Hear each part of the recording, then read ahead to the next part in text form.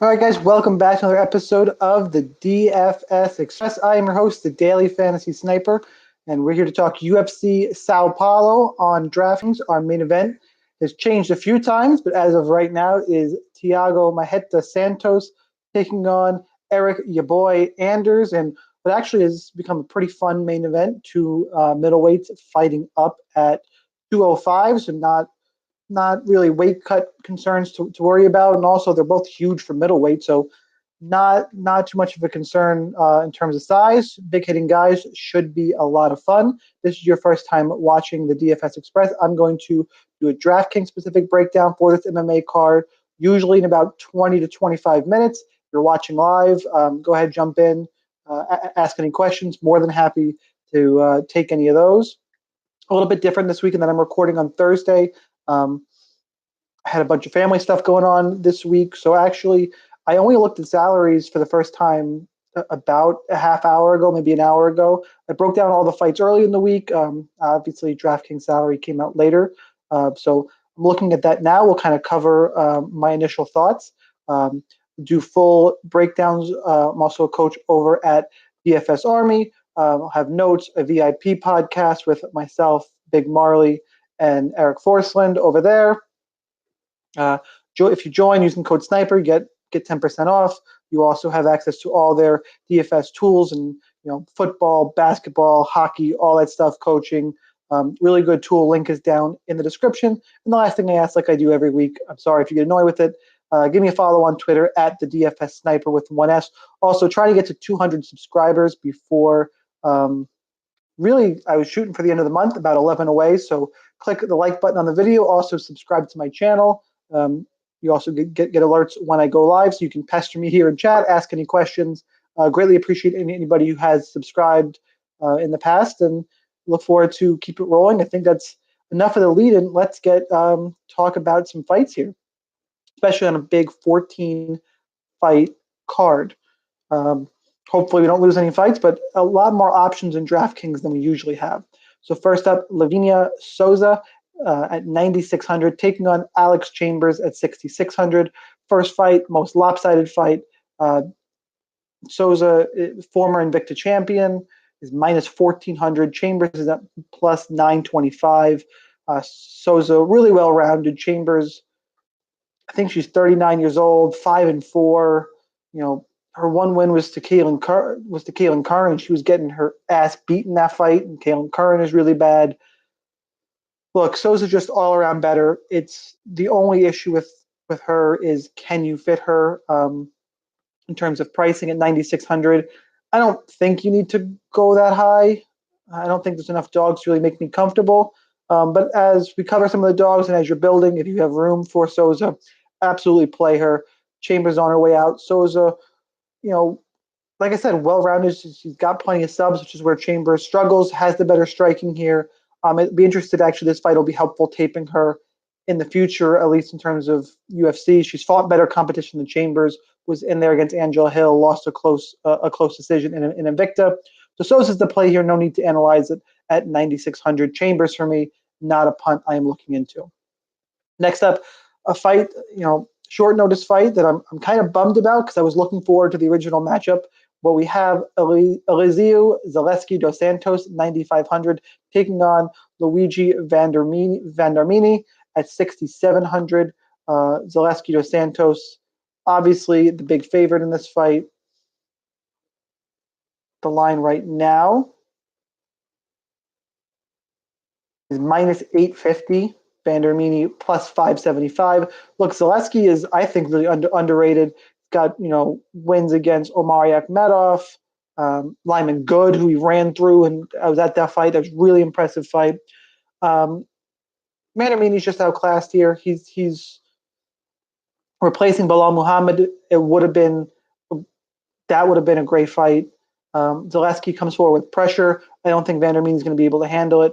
Zaleski hits too hard. I think he's going to get an early stoppage here, especially in Brazil. I think he's going to be forward. You have to come forward. You have to love his aggression for DraftKings. Vandermini, okay striking. Again, I think he's just overmatched here. Gave me Dos Santos.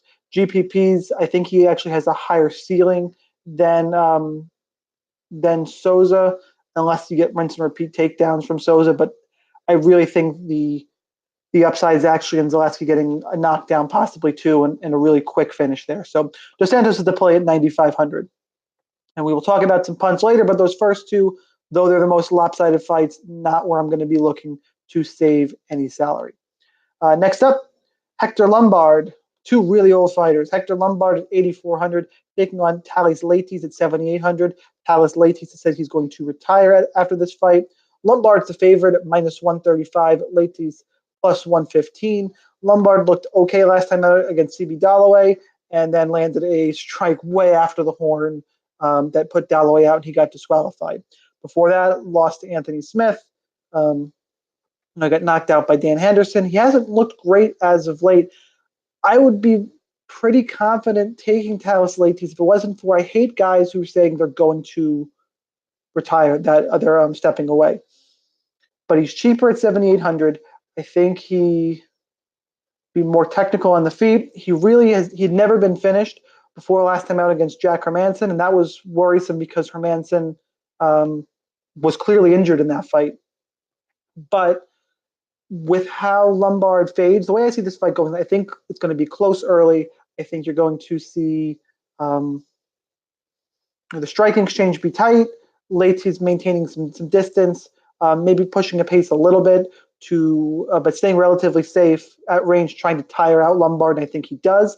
I think when Lombard gets tired, Leites will go for a takedown and eventually get them. It's hard to take Lombard down when he's fresh with the judo background. But once this fight's on the ground, I think Leites will find a submission. It's one of the dogs I am interested in. He's 7,800, so he's not necessarily a cheap dog. Like I said, my worry is, of course, that he says he's going to retire after this fight. But if you take that away and just look at skills, I don't think Lombard's going to be able to finish him. Leites is historically hard to finish outside of Hermanson, as I mentioned. And on the ground, I think he has a really big advantage. I will say that this fight is one I'm interested in targeting both sides of. Real quick, I'm going to pull up the inside the distance numbers. This fight does not go to decision, is minus 130, so Vegas is leaning towards a finish. These guys are priced in the mid-range. I'll have both sides, but for the salary savings and just skill for skill, I'm going to lead Thiago Alves or Thales Leites. Thiago Alves. Whew, I was mixing up names all over the place right there. Thales Leites as the pick at plus 115 and 7,800 on DraftKings. He's my preferred play. All right, trying to recover from that really weird slip of the tongue. If I wasn't doing these live, I might even just start over. But next up is Jillian Robertson, 8,300, taking on Mayra Bueno Silva at 7,900. Look, I actually really like what I've seen from Jillian Robertson. I also love that she trains at an American Top Team. I think both girls want to grapple here. I think that's where Silva is better. We've seen her on the Dana White Tuesday Contender Series, sunk in a choke, but it was really poor opposition. Robertson was way better caliber. I think she's the better grappler. She's only 8,300. She's going to have a grappling-based game plan. All those things together are things I really look for on DraftKings. The quick breakdown here is I'm going to lean Robertson. I'm actually not going to play much of her opponent, of Silva, just because I think if Silva has success, it'll actually be in the feet and it won't score well. So I like Robertson's path to victory through grappling. She's my preferred play at 8,300. Somebody I'm actually pretty high on heading into the week. Next up, Sergio Moraes, 9,100, taking on Ben Killaby Saunders at 7,100. Look, Moraes, I think, is way better than Saunders everywhere this fight goes. Saunders recently broke a losing streak last time out against Jake Ellenberger. This fight, I think, is actually priced right, lined right. Moraes being the big favorite. Last time I looked, it was about, I think, minus 350 in the range.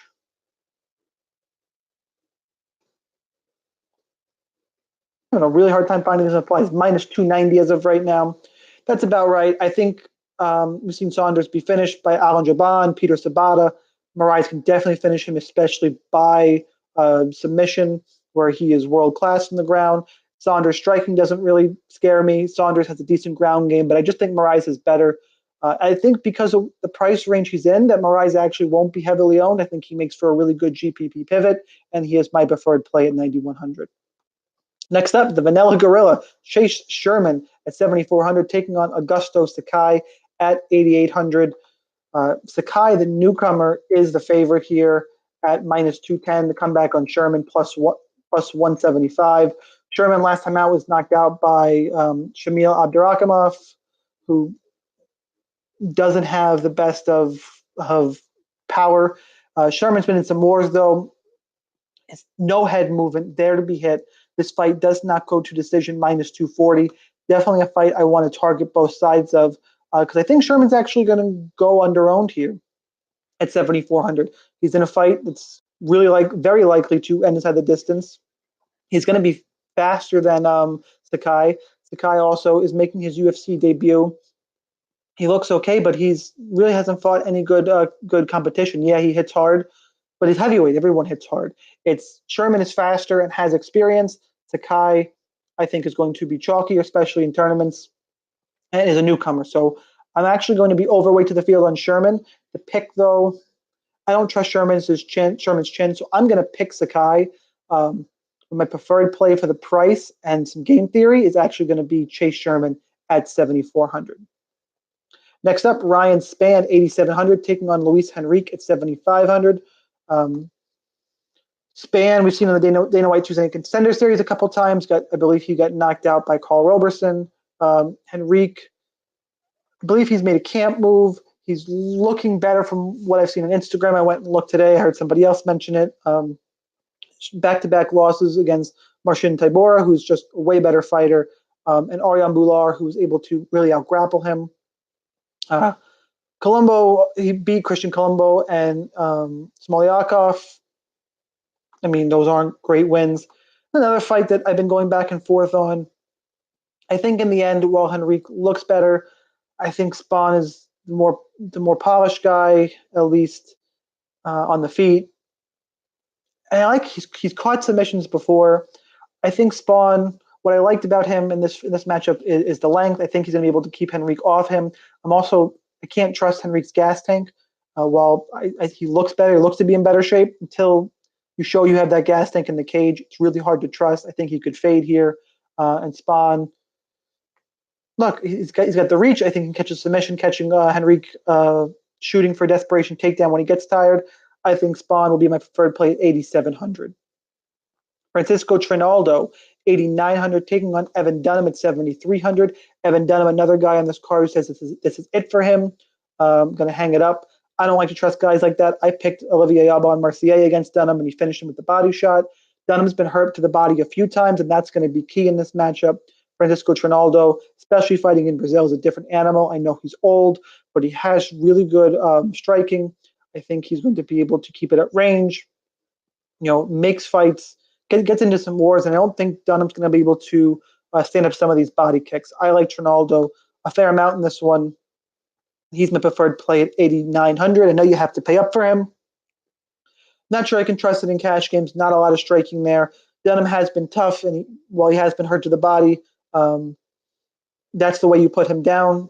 I don't know if I can count on Trinaldo landing one of those shots, but I feel fairly confident picking him to win on the feet, and this will be Dunham's swan song. I think Trinaldo in Brazil will be too much. Next up, Charles do Bronx Oliveira, 9,400, taking on Christos Gigos at 6,800. Look, do Bronx Oliveira is the really big favorite here, minus 400. Comeback on Gigos, plus 325. Do Bronx is the guy I love to both target and fade on DraftKings. Fight does not go to decision is minus 435. Everyone's expecting Oliveira to come in and get a finish here, and that's ultimately the pick because Gigos is an unknown. He looks okay, but he's also coming. I believe he's coming up weight to take this fight on short notice. But if Oliveira can't get him out of there in the first round, man, Gigos is live to just break him because Oliveira quits. It's what he does in fights when he can't win. We saw it against Ricardo Lamas. We saw it against Paul Felder. I believe we saw it in the Anthony Pettis fight. But granted, all those guys are better than Gigos, but it's a guy who's undefeated, short notice, UFC debut. I'm going to have a couple shares of Gigos in GPP just because of what I've seen out of Oliveira. I'll have some Oliveira in GPPs, but he's not a cash game play for me. mostly because in that range, I think Zaleski dos Santos and Souza are both much cheaper. So the preferred play is going to be Gallegos at 6,800 because I need a punt, and especially in GPPs, and Oliveira, though, is still my pick to win the fight. Next up, Randa Marcos, 8,000, taking on Marina Rodriguez at 8,200. Randa Marcos, UFC vet, this fight is down to a pick'em. I mean, basically it's a pick'em on DraftKings. Rodriguez minus 115, Randa Marcos 105. Look, Marcos loses to good opposition. She lost to Nina Ansaroff. She lost to Alexa Grasso, Courtney Casey. The issue, though, is that I think she's going to have some success grappling Rodriguez in this fight. Rodriguez has really good Muay Thai, keep it at range. I think she's better.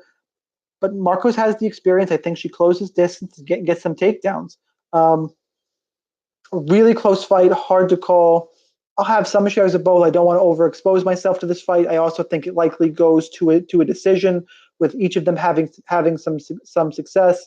When it comes to judges' decisions, Marcos has been in some weird ones, both for and against.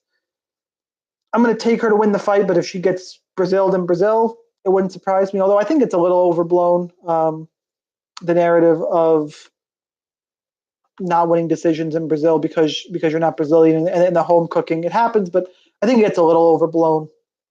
I'll take the grappler in Marcos in a win. She probably scores better than Rodriguez, so for that reason, she'll be my preferred play at 8,000. Next up, Henan Barao, 8,500, taking on Andre Ewell at 7,700. How the mighty have fallen. Henan Barao years ago would have been a minus 1,000 favorite in this spot. Only minus 140. Everyone thinks he shot. Andre Ewell, he's been fighting in CES. Looks like an okay prospect, but Henan Barao's lost to Brian Kelleher. I know I'm really down on Brian Kelleher, but he's better than Ewell. He lost to Aljamain Sterling, but he had success grappling against Sterling in that fight. And then he had a close fight he won against Felipe Nover, lost to Jeremy Stevens, who again, it's Jeremy Stevens. Henan Barao to me is a really good. I almost want to say he's live in all formats. I especially like him in GPPs because I don't think many people are going to be on Barao. But there's no line value, which is what makes this tricky for cash games. But at 8,500, I think Barao has takedown upside in this fight because Ewell can't stop a takedown. His defense altogether is just bad. I think if Barao was any kind of what he used to be, or just any kind of in the fight game, I think he handles his business here, gets a win, and scores pretty well. He also changed camps. This is his second camp, which is sometimes when you see a lot of improvement. Second camp with ATT, who obviously pretty much all of us are really high on. This is one of those, I think people are writing off Barao too early. He's my pick to win the fight. Definitely my preferred play. I think Ewell will be over-owned at 7,700. I have a real problem with his defense. So for those reasons, Barao is my preferred play at 8,500. Next up, Sam Alvey taking on at 9,200, taking on Rogerio Nogueira at 7,000. Little Nog, we haven't seen since 2016. Was getting finished by Anthony Johnson. Shogun Rua was a decision. A win against Patrick Cummings. He got a knockout, and lost to Ryan Bader. Look, Sam Alvey, counter left hand.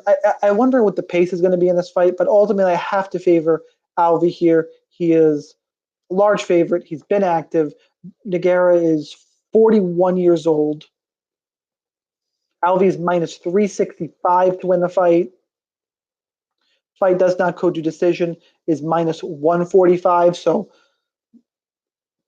there's probably better options in that range than Alvey.